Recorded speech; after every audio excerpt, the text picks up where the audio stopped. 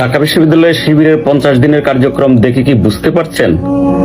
Junior গ্রুপের কাজের অবস্থা যদি এই হয়, তাহলে সিনিয়রদের অবস্থা কি হবে?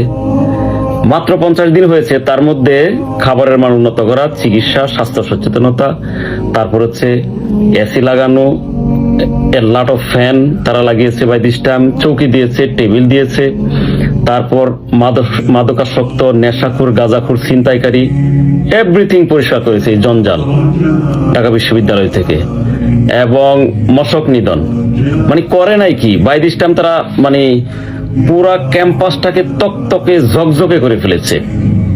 বাসের ব্যবস্থা করে ফেলেছে। 50 কোটি টাকা তারা নিয়ে এসেছে শুধুমাত্র কম্পিউটার ল্যাব করার জন্য।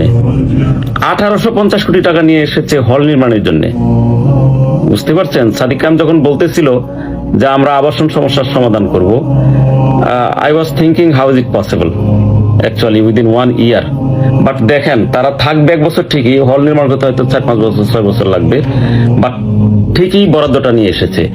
এই যদি হয় জুনিয়রদের অবস্থা, সিনিয়রদের অবস্থা কি হবে? তাদের তো ডাল নাই, তলোয়ার নাই, নির্দিরাম সর্দার, 1টি টাকা নাই ডাকসুরিয়াতে ফান্ডে।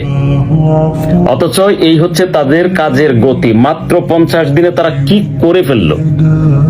আর যদি সিনিয়র গ্রুপ ক্ষমতায় যায়, বাংলাদেশের মানুষ যদি কোনোদিন তাদেরকে ক্ষমতায় মানে তারা ক্ষমতায় আসেন নাই, মানুষ যদি দয়া করে তাদেরকে ক্ষমতায় নিয়ে আসেন, গোটা রাষ্ট্রযন্ত্রকে ব্যবহার করে 5 বছরে বাংলাদেশ যেখানে যে দাঁড়াবে, বাংলাদেশের মানুষ স্বপ্নেও কল্পনা করবে না যে তারা বিদেশ যাবে।